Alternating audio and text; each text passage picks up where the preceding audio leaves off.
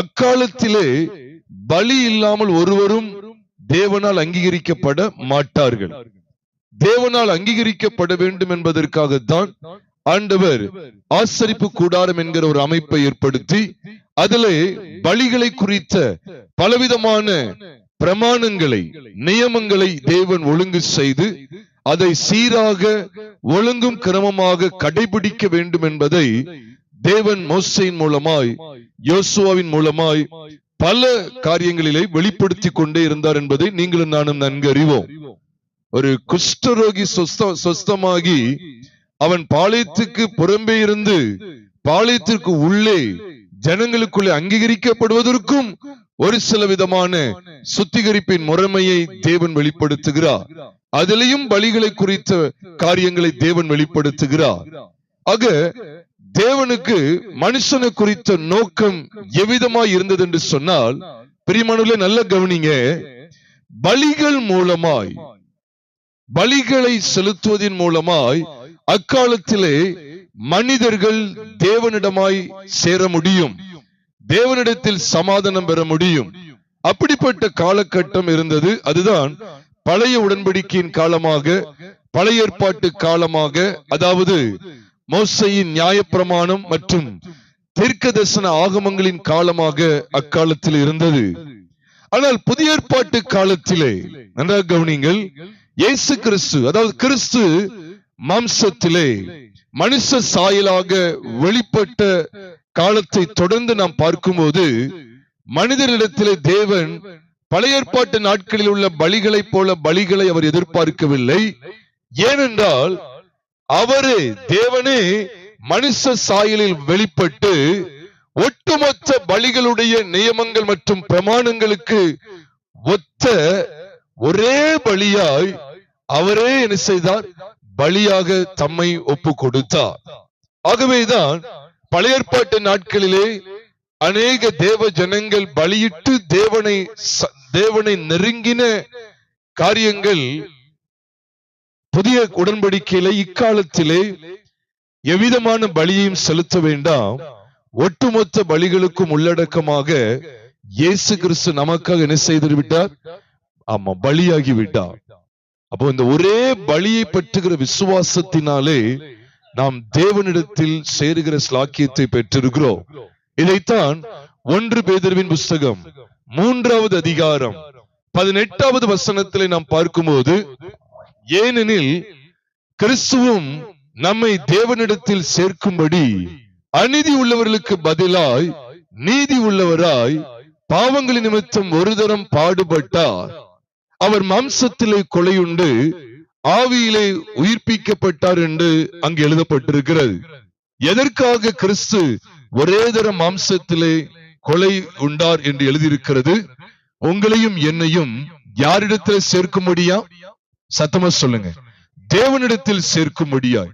எப்படி பழைய ஏற்பாட்டு காலத்தில் இருந்த பலிகளுடைய பிரமாணங்கள் நிறைவேற்றப்படும் போது எவ்விதமாய் மனிதன் தேவனிடத்தில் சேர்க்கப்படுவானோ, தேவனால் அங்கீகரிக்கப்படுகிற இடத்துக்கு கடந்து வருவானோ, அதே போல புதிய ஏற்பாட்டில் எந்த மனுஷனும் பலி செலுத்த வேண்டாம், இயேசு பலியானார். அந்த ஒரே பலி இயேசுவை பற்றுகிற விசுவாசத்தினாலே நாம் யாரிடத்திலே சேர முடியும்? ஆமா, பிதாவிடத்தில் சேருகிற ஸ்லாக்கியத்தை பெறுகிறோம். ஆகவேதான் இயேசுவானவர் சொன்னார், நம்ம எல்லாருக்கும் தெரிந்த வசனம் தான், யோவான் சுவிசேஷம் 14வது அதிகாரம் 6வது வசனத்திலே, நானே வழியும் சத்தியமும் ஜீவனுமாய் இருக்கிறேன், என்னாலே அல்லாமல் ஒருவனும் பிதாவினிடத்தில் வரான் என்று இயேசுவானவர் சொன்னார். எப்படிப்பட்ட சமயத்தில் சொன்னார் தெரியுமா? தாம் இந்த உலகத்தை விட்டு போகிறேன், நான் உங்களுக்காக நான் மரிக்க போகிறேன், நான் போகிற இடத்தை நீங்கள் அறிய மாட்டீர்கள் அப்படிலாம் சொல்லி அதை வெளிப்படுத்தக்கூடிய பகுதியிலே தான் என்னாலே இல்லாமல் ஒருவனும் பிதாவிடத்தில் வரான் என்று இயேசு கிறிஸ்து சீசர்களை பார்த்து சொன்னார். பிரியமானவர்களே, பாவம் நிறைந்த உலகத்திலே அக்கிரமங்களும் பலவிதமான இச்சைகளும் பெருகிவிட்ட இந்த கொடிய உலகத்திலே நீங்களும் நானும் பாவத்தினின்று விடுதலையாக்கப்பட்டு பரலோகத்தின் தேவனிடத்திற்கு நாம் சேர வேண்டுமேயானால் இந்த இயேசு கிறிஸ்து இல்லாமல் வழியே இல்லை என்பதை மறந்து போக வேண்டாம். ஆகவேதான் ரோமருக்கு எழுதப்பட்ட நிருபம் 4வது அதிகாரம் கடைசி வசனமாகிய 25ஆம் வசனத்திலே நாம் பார்க்கிறோம், நம்முடைய பாவங்களுக்காக அவர் நம்முடைய பாவங்களுக்காக ஒப்பு கொடுக்கப்பட்டும் நாம் நீதிமான்கள் ஆக்கப்படுவதற்காக எழுப்பப்பட்டும் இருக்கிறார் என்று சொல்லி இயேசு கிறிஸ்துவானவர் அவர் மரித்தார், அவர் உயிர்த்தெழுந்தார் என்கிற சத்தியம் காண்பிக்கப்படுவதோடு மட்டுமல்ல, அதை தொடர்ந்து வரக்கூடிய அடுத்த வசனத்தை பாருங்க. இவ்விதமாக, அதாவது ரோமர் 5:1 சொல்லப்பட்டிருக்கு, இவ்விதமாக நாம் விசுவாசத்தினாலே நீதிமான்கள் ஆக்கப்பட்டிருக்கிறபடியால் நம்முடைய கர்த்தராகிய இயேசு கிறிஸ்து மூலமாய் தேவனிடத்தில் சேரும் ஸ்லாக்கியத்தை, தேவனிடத்தில் சமாதானத்தை என்ன செஞ்சிருக்கிறோம்? பெற்றிருக்கிறோம். அதான் தேவனிடத்தில் சேருகிற ஸ்லாக்கியம். எதன் மூலமாகத்தான் தேவன்கிட்ட வர முடியும்? சத்தமா சொல்லுங்க. நம்ம அதுதான் இன்னைக்கு தியானிக்க போகிறோம். இயேசு கிறிஸ்துவின் அற்புதங்கள் மூலமா இல்ல, இயேசு கிறிஸ்துவனுடைய பலி, அது முக்கியமா முதன்மைப்படுத்த அழைக்கப்பட்டிருக்கிறோம். இயேசு கிறிஸ்துவின் பலியின் மூலமா தான். அதனாலதான் அங்க வார்த்தை எழுதியிருக்கு, இவ்விதமாக போட்டிருக்குதா போடலையா? அது என்ன இவ்விதமாக? அதுக்கு மேல வசனத்தை பார்க்கும்போதுதான் அவர் நம்முடைய பாவங்களுக்காக ஒப்பு கொடுக்கப்பட்டும் நாம் நீதிமான்கள் ஆக்கப்படுவதற்காக எழுப்பப்பட்டும் இருக்கிறார். அப்ப ஒப்பு கொடுக்கப்பட்டுங்கிறதுல அவருடைய மரணம், எழுப்பப்பட்டும் இருக்கிறாருங்கிறதுல அவருடைய உயிர்த்தெழுதல். மறந்துடாதீங்க. அப்ப கிறிஸ்துவானவர் எப்படி 1 கொரிந்தியர் 15வது அதிகாரம் 3 மற்றும் 4 பார்க்கிறோமே, நான் அடைந்ததும் உங்களுக்கு பிரதானமாக ஒப்புவித்ததும் என்னவென்றால், கிறிஸ்துவானவர் வேத வாக்கியங்களின்படி, அது ரொம்ப முக்கியம். சும்மா கிறிஸ்துவானவர் நமது பாவங்களுக்காக மரித்தார்னு சொல்லி பைபிள்ல இல்ல. கிறிஸ்துவானவர் வேத வாக்கியங்களின்படி நமது பாவங்களுக்காக மரித்து அடக்கம் பண்ணப்பட்டு வேத வாக்கியங்களின்படி 3ஆம் நாளில் உயிர்த்தெழுந்து என்று 1 கொரிந்தியர் 15வது அதிகாரம் 3 மற்றும் 4 நாம் வாசிக்கிறோம். சகலமும் எதின் அடிப்படையில் தான் நடந்தது அப்படி சொல்லி நாம் பார்க்கிறோம் என்றால் வேத வாக்கியங்களின் படிதான். மறந்துடாதீங்க. அப்ப இந்த வேத வாக்கியம் என்ன சொல்லுகிறது? வேத வாக்கியங்களை தியானிப்பதினாலே நமக்கு கிடைக்கிற ஆசீர்வாதம் என்ன? கர்த்தராகிய இயேசு கிறிஸ்துவை அறிகிற அறிவு, அவர் மூலமாய் அவரை அறிகிற அறிவினாலே நமக்கு கிடைக்கிற நித்திய ஜீவன். அதைத்தான் யோவான் 17வது அதிகாரம் 3ஆம் வசனத்திலே நாம் பார்க்கும்போது, ஒன்றான மெய்தேவனாகிய உம்மையும் நீர் அனுப்பினவராகிய இயேசு கிறிஸ்துவையும் அறிவதே நித்திய ஜீவன். சரி, அவர் எப்படி அறிவது? அப்ப அவர் அறியணும்னா பொதுவா மேலோட்டமா சொல்லணும் அப்படின்னு சொன்னா மத்தேயு, மார்க்கு, லூக்கா, யோவான் இந்த 4 சுவிசேஷ புஸ்தகங்களை வாசித்து அறிய முடியுமா? முடியாதா? ஆமா, முடியும். இது மேலோட்டமான உண்மை. இது வெறும் மேலோட்டமான உண்மைதான். இது சாதாரண பெயரளவுக்கு வாழக்கூடிய கிறிஸ்தவர்கள் மட்டுமல்ல, ஆண்டவர் அறியாத புறஜாதிகளும் அறிந்த உண்மை என்ன? மத்தேயு, மார்க்கு, லூக்கா, யோவான் இந்த 4 புஸ்தகங்களை வாசித்தா யாரை பத்தி தெளிவா அறிந்துகிடலாம்?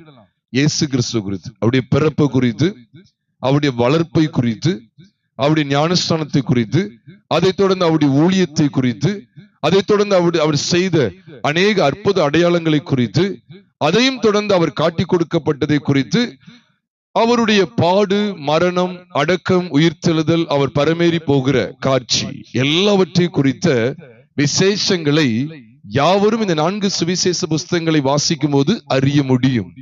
ஆனா இதுதான் கிறிஸ்தவம் என்று நாம் நினைத்துவிட கூடாது. பிரியமானவர்களே, ஆதியாமத்திலிருந்து கிறிஸ்து பிரசங்கிக்கப்பட்டு வருகிறார். ஆகவேதான் கடந்த தியானத்திலே மோசேயின் ஆகமங்களில் கிறிஸ்து என்கிறதை 5 ஆகமங்களிலும் கிறிஸ்து எவ்விதமாய் பிரசங்கிக்கப்பட்டிருந்தார், எவ்விதமாய் முன் உரைக்கப்பட்டிருந்தார் என்கிற விசேஷித்த சத்தியங்களை தியானிக்க தேவன் உதவி செய்தார்.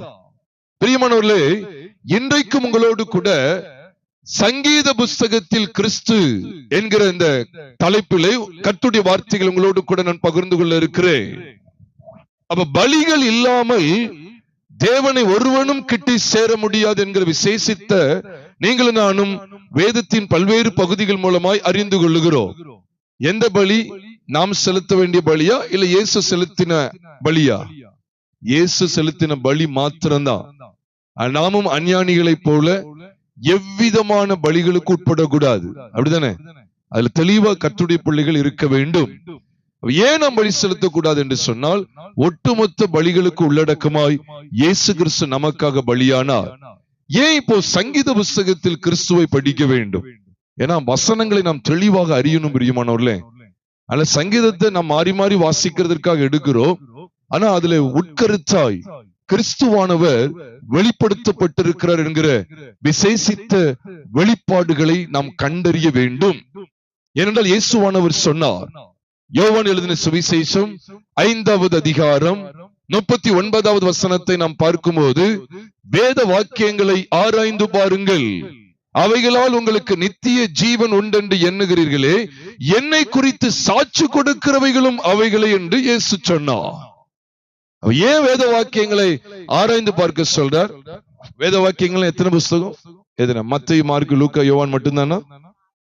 ஆதியாமத்திலிருந்து வெளிப்படுத்தல் வரைக்கும் உள்ளது வேத வாக்கியங்கள். வேத வாக்கியங்கள் எல்லாம் தேவ ஆவியினால் அருளப்பட்டிருக்கிறது என்பதையும் தீமோத்தேயு புஸ்தகத்தில் நீங்கள் நானும் பார்க்க முடியும். ஆக ஏன் இயேசு கிறிஸ்து வேத வாக்கியங்களை ஆராய்ந்து பார்க்க சொன்னார் என்றால், அவைகளால் நமக்கு என்ன உண்டா?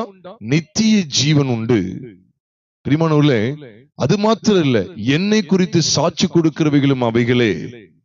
இதைத்தான் அப்போஸ்தலர் நடபடிகள் 10வது அதிகாரம் 43ஆம் வசனத்திலே பார்க்கும்போது, அவருடைய நாமத்தின் மேல் விசுவாசம் உள்ளவன் எவனோ அவனே அவருடைய நாமத்தினாலே பாவ மன்னிப்பை பெறுவான் என்று தீர்க்கதரிசிகள் எல்லாரும் அவரை குறித்தே சாட்சி கொடுக்கிறார்கள்.